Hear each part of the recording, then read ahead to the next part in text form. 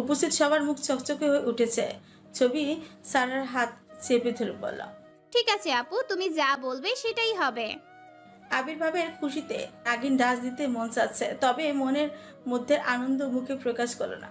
খুশিটাকে ভেতরে রেখে মুখে গাম্ভীর্য বজায় রেখে বলল, ওকে বলে দাও আমি জোর করে কাউকে রাখতে চাই না, ইচ্ছা না হলে চলে যেতে পারে। সারা সূক্ষ্ম চোখে তাকালো আবির্ভাবের দিকে, দৃষ্টিতে প্রখর হলেও কণ্ঠস্বর মৃদু। ঠিক আছে, তাহলে আমি যাচ্ছি। আমার বাপু এখানে থাকার ইচ্ছা নেই। সারা চলে যাওয়ার জন্য উঠে দাঁড়ালো। আবির্ভাবের তত করে হাওয়া বেরিয়ে গেছে, নিজের মাথায় আরেকটা বাড়ি দিতে মন চাচ্ছে। ভাব নিতে গিয়ে এভাবে হাওয়া বের হয়ে যাবে এটা যেন কল্পনা তো ছিল না। ঘাড় ঘুরিয়ে ছবি আর অয়নের দিকে তাকালো। ছবি কোমরে হাত গুজে বাঁকা চোখে তাকিয়ে আছে। অয়নের দৃষ্টি অনলের ন্যায়। আবির্ভাব বুক কাচুমাচু করে চাদর দিয়ে মুখ ঠেকে নিল। চাদরের ভেতর থেকে মৃদু কঞ্চি বলল, আমার ভুল হয়ে গিয়েছে, ওরে থামা তোরা প্লিজ। অয়ন শার্টের হাতে ফোল্ড করলো, নির্ভীক চোখে তাকালো আবির্ভাবের দিকে, হতাশ ভরা গলায় বলল, তুমি আমার ছোট হলে এত সময় তোমার মুখ সেলাই করে দিতাম। ভাগ্যিস বড় হয়েছ, এজন্য আজকের মতো বেঁচে গেলে। আবির্ভাব চাদরের ভেতর মুখ রেখে নির্লিপ্ত করে বলল, যেটা পারবি না সেটা নিয়ে এত ভাবার দরকার কি? জানা ভাই, তোর বোনকে আটকা। তোর বোনের বিরহের আমার জীবন যৌবন সব শেষ হয়ে যাচ্ছে। ফুস করে নিঃশ্বাস ছাড়লো অয়ন। বেশ বুঝে গেছে কথা বাড়ি লাভ হবে না, মুখ কাঁচুমাচু করে ছুটলো বোনকে আটকাতে। সারা বাড়ি যাওয়ার উদ্দেশ্যে সিঁড়ি দিয়ে নিচে নামছে। অয়ন দৌড়ে এসে সারা হাত চেপে ধরলো, অনেক বুঝিয়ে শুনে ফের থাকার জন্য রাজি করালো। আবির্ভাব তখনও গো বেচারা মুখ করে শুয়ে আছে। সামান্য কথার জন্য 7 খুনে আসামির মতো ব্যবহার করছে সবাই। অয়ন আবির্ভাবের দিকে তাকিয়ে পড়ল, দয়া করে তোমার মুখটা বন্ধ রেখো এবার, আর একটা কথা বলো না। আমি এখন আসছি। আবির্ভাব গার কাজ করে সম্মতি জানালো। অয়ন দরজার কাছে আসতেই আবারও ফিরে গেল আবির্ভাবের কাছে, ফিসফিসিয়ে বলল, শর্ত মোতাবেক আমি তোমার বোনকে আজ নিয়ে যেতে পারি। তুমি আমাকে নিয়ে যেতে বললে না কেন? তুমি কিন্তু নিজের দেওয়া শর্ত নিজে ভেঙে ফেলছো। আবির্ভাব মৃদু কণ্ঠে ভাবলেশীন ভাবে বলল, আমি তো সেটাই বলতে চেয়েছিলাম, তুই তো বললি আমি যেন মুখ দিয়ে আর একটা কথাও বের না করি, তাই তো চুপ করে রইলাম। অয়ন বিস্ময় দৃষ্টিতে তাকালো আবির্ভাবের দিকে। এমন সিরিয়াস মুহূর্ত মজা করতে মন চায় কারো? গভীরভাবে দীর্ঘশ্বাস ফেলে বলল, ঠিক আছে, তাহলে আমি তোমার বোনকে নিয়ে গেলাম এখন। ছবি ভাইয়ের দিকে তাকিয়ে আছে। ভাইয়ের এমন অবস্থা রেখে তার যাওয়ার মোটেও ইচ্ছে নেই। আবির্ভাব ঘাড় ঘুরিয়ে ছবির দিকে তাকালো। ছবি অসহায় চাহনি বেশ বুঝলো আবির্ভাব, গম্ভীর কণ্ঠে বলল, না, আহিরা এখানেই থাকবে, তুইও থেকে যা এখানে, এত রাতে আর যাওয়ার দরকার নেই। ছবির মুখে হাসি ফুটেছে। অয়নেরও প্রস্তাবটা বেশ পছন্দ হয়েছে। দুপুরের আক্রমণের কথা মনে পড়লেই এমন কলিজা শুকিয়ে আসছে। যদিও এখন মাসে করা গার্ডের ব্যবস্থা করা হয়েছে, তবুও বাসায় গেলে মনের মধ্যে কেমন অস্থিরতাই কাজ করবে। কোনো রকম দ্বিমত না করে অয়ন এক কথায় রাজি হয়ে গেল থাকতে। ডান হাতের আঙুলগুলো বেশ ভালোই কেটেছে আবির্ভাবের। হাত কাটা দিয়ে খাবার খাওয়া সম্ভব নয়। বিছানার উপর খাবারের ট্রে রাখা মনার মা একটু আগে খাবার রেখে গিয়েছে। খাবার দিয়ে এখনো ধোয়া উঠছে। আবির্ভাব বাম হাত পেটে চেপে বসে আছে। প্রচন্ড ক্ষুধা পেয়েছে, হাত কাটার দরুন খাবার খেতে পারছে না। সারা সোফায় বসে ফোন চাপছে। আবির্ভাব একবার অসহায় দৃষ্টিতে তাকালো সারার পানে।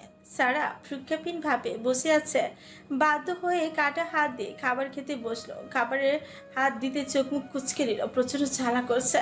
সারা ফোনটা পাশে রেখে ছুটে আসলো আবির্ভাবের পাশে, ব্যস্ত হয়ে পড়ল, এ কি করছেন? কাটা হাত দিয়ে খাবার খেতে বসলেন কেন? ক্ষুধা লেগেছে, কি করব? আর খাবার খেয়ে ঔষধ খেতে বলেছে ডক্টর। আমার তো আর এক্সট্রা হাত নেই যে সেটা দিয়ে খাবো, তাই বাধ্য হয়ে কাটা হাত দিয়েই খেতে হচ্ছে। সারা শুনলো আবির্ভাবের কথাগুলো। আবির্ভাবের এই অসহায় পরিস্থিতি বড্ড পীড়া দিচ্ছে তাকে। খাবারের প্লেট থেকে আবির্ভাবের হাত তুলে পরিষ্কার করে দিল হাত। খাবার প্লেট নিজের দিকে এগিয়ে নিয়ে ভাত মাখিয়ে আবির্ভাবের মুখে ধরল। আবির্ভাবের চক্ষুটা বিস্ময় কাটাতে ব্যস্ত, মাথা ঝাঁকিয়ে চোখের পাপড়ি ছাপটিয়ে ফের তাকালো সারার পানে। সারা ভাতের লোকমা আবির্ভাবের মুখের সামনে ধরে আছে, বিরক্ত হয়ে বলল, ক্ষুধা লেগে পেট নাকি ভেঙে পড়ছে, এখন খাবার না খেয়ে অমন তাকিয়ে আছেন কেন? আবির্ভাব চমকালো, চোখ গিলে অন্যদিকে তাকালো। ফিটফিট করে বলল। এই মেয়ের দিকে একটু তাকানো যায় না? আল্লাহ কপালে একটা জুটিয়েছে। সারা গম্ভীর কণ্ঠস্বর। কি হলো, খাবেন নাকি খাবার ফেলে দিয়ে আসবো? আবির্ভাব আর দেরি করলো না, দ্রুত খাবার মুখে পুরে নিল। দ্বিতীয় লোকমা তুলতেই আবির্ভাব হাত ছড়িয়ে সারাকে খেতে বলল। সারা কড়া গলায় বলল, আমার ক্ষুধা নেই, আপনি খেয়ে নিন। রাতে খাবার না খেয়ে ঘুমাতে হয় না, খেয়ে নাও প্লিজ। সারা আবির্ভাবের অনুরোধ ফেলল না, প্লেটের ভাত ভাগ করে দুজনেই খেল। খাওয়া দাওয়া শেষে আবির্ভাবকে ওষুধ খাইয়ে দিয়ে বিছানা এসে বসলো সারা। ওড়না দিয়ে হাত মুছে দীর্ঘশ্বাস ফেলে বলল, দেখুন, আমি সিনেমার নায়িকাদের মতো ফ্লোরে ঘুমোতে পারবো না। আমার নরম বিছানা ছাড়া ঘুম হয় না। আপনার সমস্যা থাকলে আপনি নিচে ঘুমোতে পারেন। আবির্ভাব অবস্থা সোনার হরিণ পাওয়ার মতন দাঁত কিলিয়ে বলল, আমারও সমস্যা নেই, তুমি আমার বিছানায় ঘুমাতে পারো। পাশের জায়গায় হাত রেখে বলল, এসো এসো, এখানে শুয়ে পড়ো। সারা সোফার পাশে গিয়ে সবগুলো কুশন তুলে আনলো, বিছানার মাঝ বরাবর রেখে আবির্ভাবকে ওয়ার্নিং দিয়ে বলল। এই সীমানার বাইরে আসার চেষ্টা করলে খুন করে ফেলবো। আবির্ভাব ভরকালো, বিড়বিড় করে বলল, মাঝখানে যদি ফারাক্কাবাদ দিবে তাহলে বিছানায় থাকার দরকার কি ছিল? আমার এই ছোট্ট মনে কত স্বপ্ন জেগেছিল, সব ভেঙে গেল। বারবার হতাশ হচ্ছি আমি। সারা গম্ভীর গলায় বলল, লাইট অফ করে দিন আর একদম ফোন চালাবেন না। সামান্য আলোতে ঘুম হয় না আমার। ফোন পাশে রেখে বিছানার এক কোণায় জড়সড় হয়ে শুয়ে পড়ল আবির্ভাব। নিশীথের নিস্তব্ধতা যেন এক মায়াবী মোহ। চাঁদের শুভ কিরণ পুকুরের জলে বিড়ম্বিত হয়ে সোনালি কম্পন জাগায়। বাতাসে গাছের পাতার মৃদু নৃত্য কোনো অদৃশ্যের সুরে ব্যথা। দূর গগনে তারাগুলি একাকী জলজল করে নিস্তব্ধতার গভীরে ছড়িয়ে দেয় অদ্ভুত এক রহস্যময়তা। ঝিঝি পোকাদের ক্ষীণ গুঞ্জনে প্রকৃতি যেন নিঃশব্দ কবিতা রচনা করছে। আবির্ভাবের রুমের জানালা খোলা, সাদা পর্দার ফাঁক দিয়ে চাঁদের কিরণ পড়েছে সারার মুখে। ঘুমন্ত সারাকে ভীষণভাবে আকর্ষণ করছে। আবির্ভাব মৃদু হাসল, খুব ইচ্ছে করছে মুখের উপর পড়ে থাকা এলোমেলো চুলগুলো সরিয়ে দিতে। হাত বাড়িয়ে সরিয়ে দিতে গেলেই সারা নড়ে উঠল। ঘুমের মধ্যে লাথি দিয়ে পাশে রাখা সব কুশন ফেলে দিল। আবির্ভাবের কাছাকাছি এসে গলা পিছিয়ে দিল আচমকাই। এভাবে জড়িয়ে আবির্ভাব ভরকালো। হার্টবিট থেমে যাওয়ার উপক্রম। আবির্ভাবের ভেতরে উষ্ণ স্রোতের ঢেউ বয়ে যাচ্ছে। সারার অনিচ্ছাকৃত এই আলিঙ্গনে এক অনিবর্চনীয় শান্তি, এক অন্তরীণ তৃপ্তি। পৃথিবীর সমস্ত অস্থিরতা থেমে গেছে, সমস্ত যন্ত্রণা যেন মুছে গেছে এক এই মুহূর্তে। হৃদয়ের গভীর এক মাদকতা ছড়িয়ে পড়ল সারার অস্তিত্বেই। তার সমস্ত সমর্পণ, সমস্ত শোক। ঘুমন্ত সারার নিষ্পাপ মুখ আর মৃদু স্পর্শে আবির্ভাবের ভেতরে নতুন করে ভালোবাসার জন্ম হলো নিঃশব্দ গভীর। আবির্ভাব সারাকে আরেকটু কাছে টেনে নিল, গভীর আলিঙ্গনে লিপ্ত হলো। গাড়ির ওপর থেকে এলোমেলো চুলগুলো সরিয়ে দিয়ে বুকের সাথে সারাকে ঝুরিয়ে নিল। সারা গরম শ্বাস পড়ছে আবির্ভাবের গলায়। ভেতরে পুরুষত্ব জেগে উঠেছে। নিমিষে তাকে আলিঙ্গন করা নারী যে তার জন্য হালাল, এই সম্পর্ক অস্বীকার করার কোনো উপায় নেই। এই আলিঙ্গন যেন ভেতরে অস্থিরতা আরো বাড়িয়ে দিতে সক্ষম। তবে আবির্ভাব চায় না সারার ইচ্ছের বিরুদ্ধে তাদের কোনো রকম শারীরিক সম্পর্ক হোক। নিজেকে সামলিয়ে নিয়ে চোখ বুঝল, একমাত্র এই ঘুমই এই মাদকাসক্তি থেকে মুক্তি দিবে। তবে ঘুম কি ধরা দেবে? ঘুমটা যেন বড্ড বেমানি করছে আজ। অনেক সময় ছটফট করে একসময় গভীর নিদ্রায় আচ্ছল হলো। রাত গভীর হয়েছে, চাঁদের কিরণ আরো উজ্জ্বল হয়েছে। বেলকনিতে দাঁড়িয়ে দূর আকাশ পানে যে আছে ছবি। নভেম্বর মাসের শেষে দিক প্রায়, কুয়াশা পড়েছে ভালোই। দক্ষিণা হিম শীতল হাওয়া, বেশ ঠান্ডা লাগছে। গায়ের পাতলা ওড়নাটা শীত নিবারণ করতে অক্ষম। ছবি দু হাতে তালু ঘষে গরম করার চেষ্টা করছে। পরিচিত কণ্ঠে কেঁপে উঠল এবার।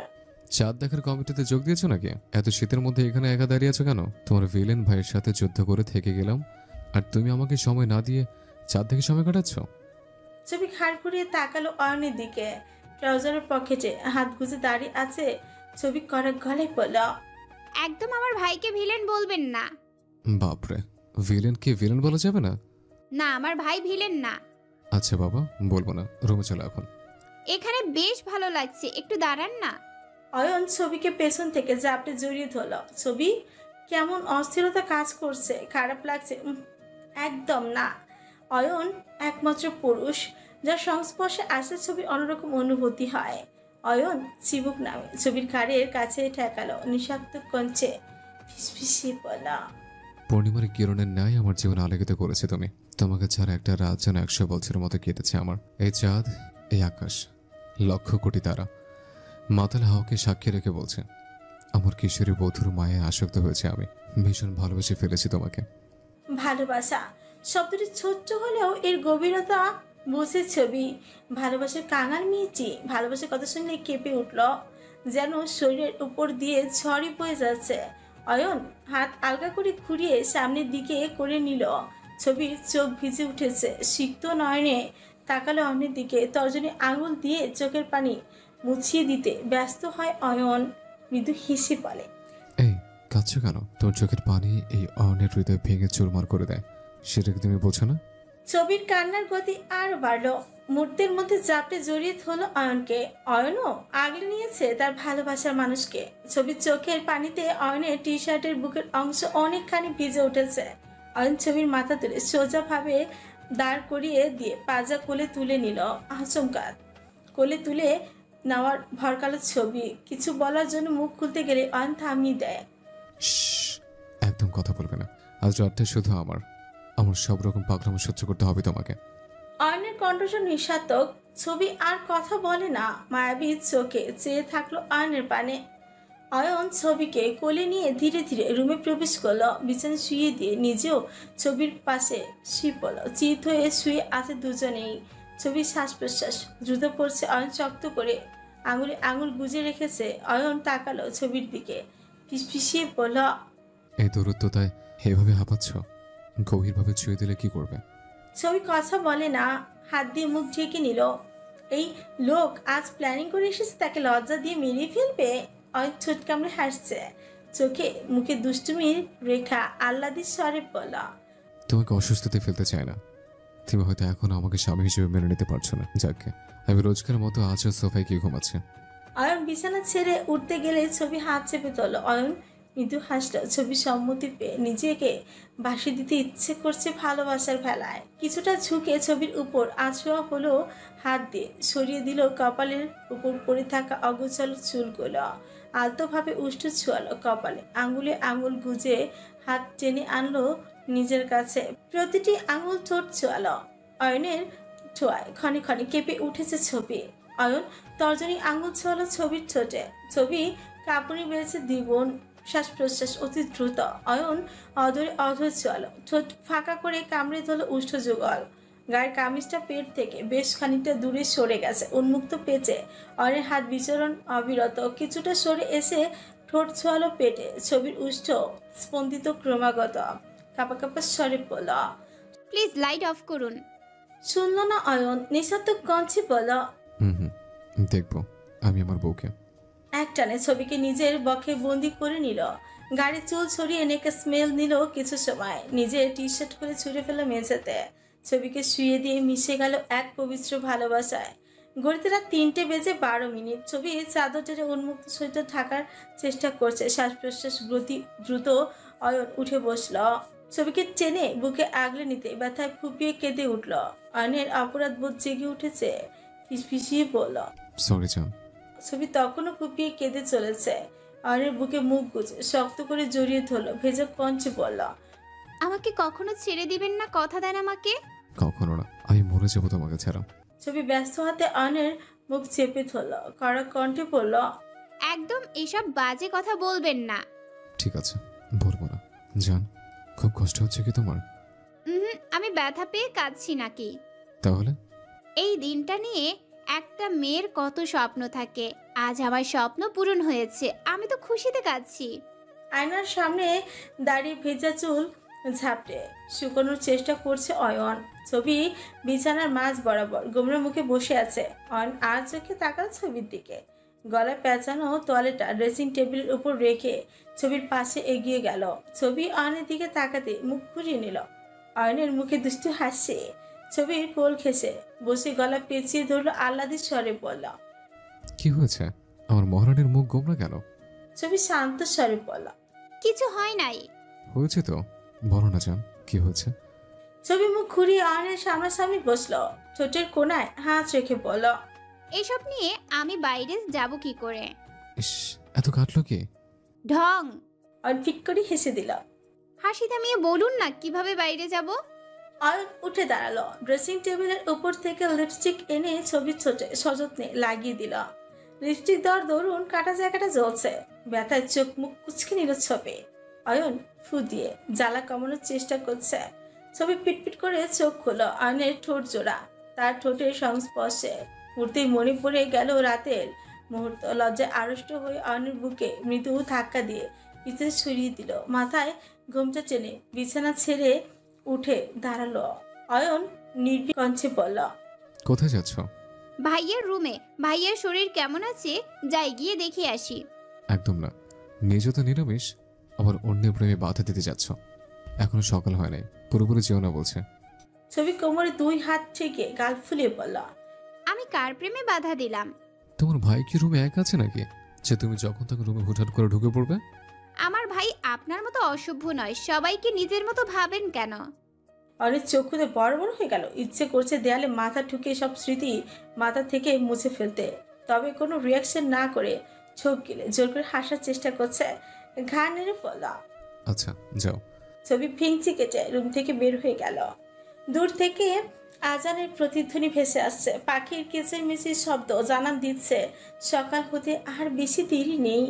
রোজ ভোর রাতে ঘুম থেকে ওঠার অভ্যাস আবির্ভাবের। বুকের উপর ভারী কিছু অনুভব হতে পিটপিট করে চোখ খুললো, চক্ষুদয় বড় বড় করে কুচকে মুখ চিৎকার দিল। চোর চোর চোর! সারা লাফিয়ে উঠে বসলো, চোখ মুখে বিরক্তি চাপ, তাতে ধর চেপে বলল। আমাকে আপনার চোর মনে হয়? আমি চোর? আবির্ভাব চোখ বন্ধ করে চিৎকার দিচ্ছে। সারার দুই বাহু তার হাতে বন্দি। সারার কণ্ঠ কানে যেতেই আওয়াজ কমল। এক চোখে বন্ধ রেখে আরেক চোখ খুলো, ক্যাবলা হেসে পড়ল। ও তুমি? আরে এটা তো আমার সুন্দরী বউ। আসলে হয়েছে কি জানো, প্রথম বউয়ের সাথে শুয়েছি তো, এই জন্য সব গোলমাল হয়ে যাচ্ছে।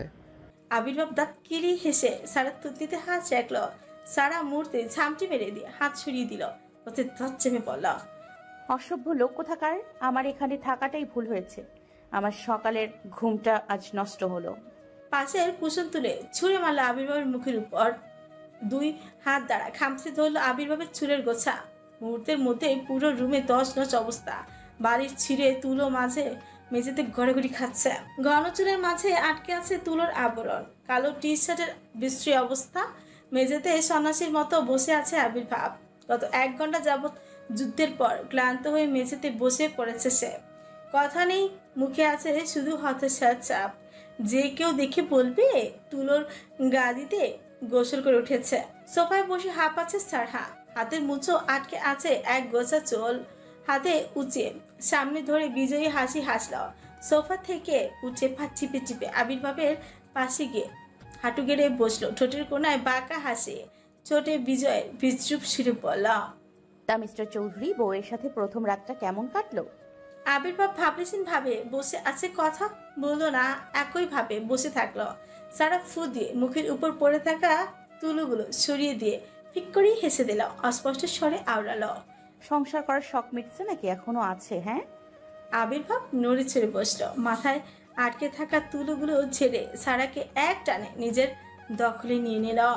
আচমকা টান দেওয়ায় সারা তাল হারালো। শক্তি খাচিয়ে নিজেকে ছাড়ানোর চেষ্টা করছে, তবে কোনোভাবে পেরে উঠছে না। কিছু বলার জন্য মুখ খুলতে গেলে আবির্ভাবের উষ্ঠঝোড়া কামড়ে ধরল। সারা চোখ বড় বড় হয়ে গিয়েছে শ্বাস নেওয়ার দায়। আবির্ভাব ছাড়ল না, গভীরভাবে চুমুনে লিপ্ত হলো। ছবি দরজার পাশে এসে দাঁড়িয়েছে। রুমে তছ নছ অবস্থা দেখে ভয় গা শিউরে উঠল। দরজার পর্দা সরিয়ে রুমে ঢুকতে চোখ পড়লো আবির্ভাব মেঝেতে বসে আছে, সারা পাশে বসে হাঁপাচ্ছে। ছবি দ্রুত পায়ে রুমে ঢুকলো। আবির্ভাবের কাছাকাছি গিয়ে ব্যস্ত হয়ে শুধল। ভাইয়ের রুমের একই অবস্থা। কি হয়েছে বলো আমাকে? আপু হাঁপাচ্ছে কেন? ছবির প্রশ্নের কি জবাব দেবে সে, যেন টাওয়ারি করতে পারছে না আবির্ভাব। ছবি সাত সকালে এভাবে রুমে চলে আসবে সেটা গুণাক্ষরেও মাথায় আসে নাই। তুতলিয়ে বলল, চোর চোর এসেছিল রুমে, দুজন মিলে চোর তাড়িয়ে হাঁপিয়ে উঠেছি। ছবি হাতকে উঠল, ব্যস্ত কঞ্চে বলল, ভাইয়া তোমরা ঠিক আছো তো? আমাদের ডাকো নাই কেন?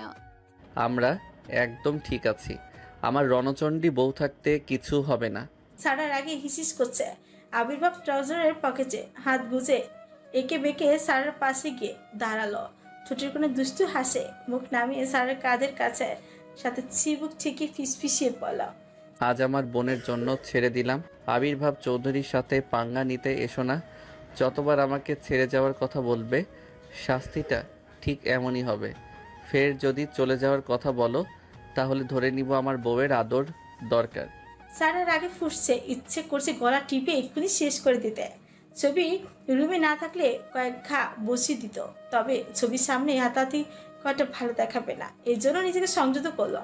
হাতের উল্টো পিঠ দিয়ে ঠোঁট মুছে তাওয়াল হাতে ওয়াশরুমের দিকে ছুটল। ছবি বিছানা পরিষ্কার করছে, চোখে জমেছে জল, হাত দিয়ে চোখের পানি মুছছে আর কাজ করছে। আবির্ভাব ব্যস্ত হয়ে ছুটলো বোনের কাছে, হাত ধরে বলল, কি করছিস তুই? কাঁদছিস কেন বাবু সোনা? ছবি ভাইয়ের আদরের স্বরে নিজেকে আর আটকাতে পারলো না, ঢলে পড়লো ভাইয়ের বুকে। ডুকরে কেঁদে উঠে ভেজা কণ্ঠে অস্পষ্ট স্বরে বলল, তোমার বিপদ কাটছে না ভাইয়া। আমি আসার পর থেকে তোমার বিপদ যেন পিছুই ছাড়ছে না। সবাই ঠিকই বলে আমি আসলেই অলক্ষী। আমি কারো জীবনে গেলে তার কখনো ভালো হয় না।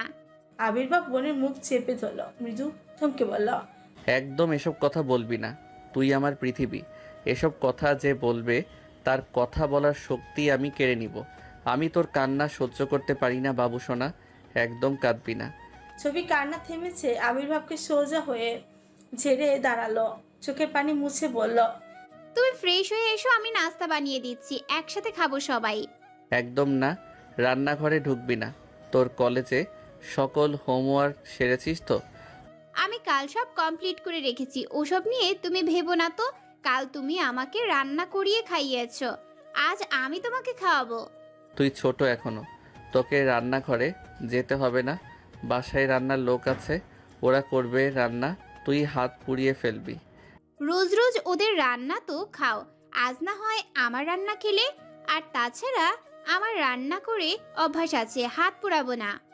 আবির্ভাব বোনের মুখে হাত রেখে আদরের স্বরে বলল, এতদিন অনেক কষ্ট করেছিস তুই, তাই না বাবু সোনা? না ভাইয়া, তুমি প্লিজ ওসব ভেবো না তো। আমি রান্না করতে যাই। যাবি? আচ্ছা কর, তবে আজই প্রথম, আজই শেষ। একদম রান্নাবান্না করতে যাবি না। ছবি দাঁত কবাটি বের করে হেসে পড়ল। আচ্ছা। ছবি ডিব্বা থেকে চালের গুঁড়ো বের করলো চিতই পিঠা বানানোর জন্য। হাঁসের মাংস ভুনো করে রেখেছে, পাশে বানানো নানা রকম ভর্তা। চিতই পিঠার ব্যাটার বানানোর জন্য হালকা কুসুম গরম পানি করলো, পানির মধ্যে গুঁড়ো ঢেলে পাতলা ব্যাটার বানিয়ে নিল। পুরো রান্নাঘর খুঁজে খুঁজে একটা মাত্র মাটির হাঁড়ি পেয়েছে, সেটা দিয়ে পিঠে বানানো শুরু করলো। প্রতিটা পিঠাই মন মতো হয়েছে, ফুলেছে দারুণ। পিঠা ভালো হলে মন অটোমেটিক ভালো হয়ে যায়। মনার মা আর রহিমা পাশে দাঁড়িয়ে আছে। মনার মা অবাক দৃষ্টিতে তাকিয়ে আছে। ভর্তা আর হাঁসের মাংসের সুগন্ধে সারা বাড়ি মোমো করছে। মনার মা চোখে তাকালো রহিমার দিকে, শুটকি ভর্তায় আঙুল দিয়ে তোলার চেষ্টা করছে। মৃদু ধাক্কা সরিয়ে দিয়ে বিড়বিড় করে বলল, জিভা লোভে লক লক করছে। খবরদার আপামনির রান্নায় নজর দিবি না। রহিমা ভেঙচি কাটলো। ছবি পিঠা বানানো শেষ, প্লেটে কিছু পিঠা, নানা রকম ভর্তা আর হাঁসের মাংস তুলে রহিমা মনার মায়ের হাতে তুলে দিয়ে বলল, এসো একসাথে বসে সবাই খাবো। মনার মায়ের চোখে মুখে হাসে, খাবারের দিকে তাকে বলল, বহুদিন পিঠা খাওন হয় না, আমরা এইখানে বৈশা খাবো। টেবিলে বৈশা খাওন আমার পোষায় না। ছবি মুচকি এসে বলল, আচ্ছা, আর পিঠা লাগলে তুলে নেবেন। মনার মা হাসি মুখে বলল, আপনি টেবিলে গিয়ে বসুন, আমরা টেবিলে সবকিছু রেখে দিয়ে আসছি। হুম, আপনারা খাওয়া শুরু করুন, আমি একাই নিয়ে যেতে পারবো। আবির্ভাব অবাক চোখে তাকিয়ে আছে খাবারের দিকে। লাস্ট এমন খাবার খেয়েছিল মায়ের হাতে। মা নানা রকম পিঠা বানিয়ে খাওয়াতো। ছবির দিকে হাস্যজল মুখ নিয়ে তাকালো। ছবি আবির্ভাবের দিকে তাকে মৃদু হেসে বলল, এগুলো খেতে পারবে কি ভাইয়া? পারবো না মানে? আমার বোন বানিয়েছে আর আমি খেতে পারবো না? আমার তো দেখেই লোভ লাগছে। ছবি আবির্ভাবের প্লেটে ভর্তা আর মাংস তুলে দিল, পিঠা এগিয়ে দিয়ে বলল। খাওয়া শুরু করো। অয়নও খেতে বসেছে। ছবির হাতের রান্না সম্পর্কে সে অবগত। আজকে সকালের নাস্তাটা বেশ জম্পেশ হবে। খাবারের গভীর মনোযোগ তার, এত ভালো রান্না যে বহু বছর পর খাচ্ছে। সারা চোখ মুখ কুচকে বসে আছে। সবার খাওয়ার ভঙ্গি দেখে তার ভীষণ লোভ লাগছে, তবে খাবার যে স্পাইসি, খেলেই অসুস্থ হয়ে পড়বে। ছবি অন্য একটা প্লেটে সারার দিকে এগিয়ে দিয়ে বলল। আপু, এটা ঝাল দেওয়া নেই তেমন, হালকা ঝালে বানিয়েছি তোমার জন্য, তুমি এটা খাও। সারার মুখে হাসি ফুটেছে। লোভনীয় খাবার মিস করা মোটেই ইচ্ছে ছিল না তার। পিঠায় ভর্তা নিয়ে প্রথমে বাইটে স্বাদ অনুভব করল। সবাই তৃপ্তি করে খাবার খেয়েছে। আবির্ভাব খাওয়া শেষে উঠে দাঁড়ালো, ঘড়ির দিকে তাকিয়ে পড়ল। বাবু সোনা, কলেজের সময় হয়ে এসেছে, রেডি হয়ে নাও। তোমাকে কলেজে দিয়ে আমি অফিসে যাব, জরুরি কাজ আছে। অয়ন ব্যস্ত কণ্ঠে পড়ল। তুমি অফিস যাও, আমি ওকে নিয়ে যাচ্ছি। আবির্ভাব পাড়ার চোখে তাকালো ছবির দিকে। ছবি বসে চেয়ারে মৃদু কণ্ঠে শুধল। যাবে ওর সাথে? অয়ন চোখের ইশারা হ্যাঁ বলতে বলছে। ছবি আমতামতো করে বলল। তোমার তো কাজ আছে, আজ না হয় ওনার সাথেই যাই। আবির্ভাব দীর্ঘশ্বাস ফেলে বলল। ঠিক আছে যাও, তবে গাড়ি নিয়ে যেও। আমার গার্ড থাকবে ওখানে, কোনো সমস্যা হলে ওদের সাহায্য নিবে। আমি ফোন দিয়ে ওদের বুঝিয়ে দিব সব। অয়নের নির্ভীক চাহনি আবির্ভাবকে আশ্বস্ত করে বলল। ভাইয়া, আমি দেখে রাখবো তোমার বোনকে, তুমি নিশ্চিন্তে থাকো। আমি আমার বোনকে নিয়ে কোনো রকম রিস্কে যাব না। তোমাকে যেটা বললাম সেটা মাথায় রেখো। আমার বোনের দায়িত্ব নিচ্ছ, সেটা যথাযথ পালন করো। অয়ন গাড়ি ড্রাইভ করছে, পাশে বসে আছে ছবি। পরনে আজ কলেজ ড্রেস। রোজকার তুলনায় ছবিকে আজ একটু বেশি আদুরে লাগছে। অয়ন আর চোখে তাকালো ছবির দিকে, জানলার কাছ নিচে নামিয়ে শহর ঘুরে ঘুরে দেখছে ছবি। ছবি ডান হাত অয়নের হাতে আবদ্ধ। অয়ন ছবির হাত তুলে প্রতিটি আঙ্গুলে চুমু এঁকে দিল। ছবি লজ্জার চিবুক নামিয়ে নিয়েছে নিচে। অয়ন শব্দ করে হেসে দিল, ফিসফিস করে বলল। এখন এত লজ্জা? সব জায়গায় তুই অনের ঠোঁটের স্ট্যাম্প লাগানো। ছবি এবার লজ্জায় পেল ভীষণ। মুখ ঘুরিয়ে লাজুক ভঙ্গিতে বলল। ধ্যাত, আমি কিন্তু গাড়ি থেকে নেমে যাব। ওকে বাবা, আর কিছু বলছি না। কলেজে পৌঁছে গাড়ি পার্ক করে দরজা খুলে ছবিকে বের হতে সাহায্য করলো অয়ন। ছবির মুখে আলতো হাত রেখে বলল। মনোযোগ দিয়ে ক্লাস করবে, কেমন? আমি এখানে আছি, ক্লাস শেষে এখানে চলে আসবে আবার। ছবি খান নাড়িয়ে বলল। আচ্ছা। কালো শার্টের উপর মেরুন কালারের ব্লেজার পরে নিল আবির্ভাব। চুলগুলো ব্রাশ করে সেট করে নিল, হাতে দামি ঘড়ি, চকচকে কালো জুতো, একদম পারফেক্ট জেন্টলম্যান লুক এনেছে। সারা না চাইতো হাঁ করে তাকিয়ে আছে আবির্ভাবের দিকে। আবির্ভাব লক্ষ্য করলো সারার চাহনি। বাঁকা হেসে হাতে ফাইল তুলে নিয়ে ধীরে ধীরে সারার সামনাসামনি গিয়ে দাঁড়ালো। সারা যেন নিজেকে হারিয়ে চোখ সরছে না আবির্ভাবের দিক থেকে। আবির্ভাব গলা খাকারি দিয়ে দুষ্টুমি ছলে পড়লা। জানি আমি বেশ হ্যান্ডসাম, তাই বলে আমাকে এভাবে নজর দেওয়া কি ঠিক হচ্ছে? আমি কিন্তু বেশ লজ্জা পাচ্ছি। সারা এবার সম্বিত ফিরে পেল। এদিক ওইদিক তাকিয়ে নিজেকে ধাতস্থ করার প্রচেষ্টায় নিজের মাথার উপর থাপ্পড় দিয়ে বিড়বিড় করে বলল। শিট, এই লোকটার দিকে কেন তাকাতে গেলাম? এখন তো লেগ পুল করে আমার মেজাজটাই খারাপ করে দেবে। কি হলো বউ, কথা বলছো না কেন? একদম বউ বলবেন না আমাকে। তাহলে কি রাস্তার পাশে চা দোকানি চাচিকে বউ ডাকবো? তোমাকে বউ ডাকার ফুল লাইসেন্স আছে আমার কাছে। সারা রাগে কমছে বলল। বউকে বউ ডাকে কি? আমি ডাকি। আবির্ভাব চৌধুরীর সব কিছু ইউনিক, বুঝলে বউ? আমার না দেরি হয়ে যাচ্ছে, না হলে ওভাবে তাকানোর জন্য বড়সড় শাস্তি দিতাম তোমায়। আসি কেমন? শাস্তিটা তোলা রইল, রেডি থেকো। বাসায় এসে সুদে আসলে মিটিয়ে নিব। আবির্ভাব রুম থেকে বের হওয়ার জন্য পা বাড়াতে নিলে সারা পিছু ডাকলো, গম্ভীর কণ্ঠে বলল। আমি বাসায় চলে যাব। আবির্ভাব থামলো, রাগলো না, হাসি মুখে এগিয়ে আসলো সারার কাছে। ফাইল বিছানায় ছুঁড়ে ফেলে দিয়ে বাঁকা হেসে বলল।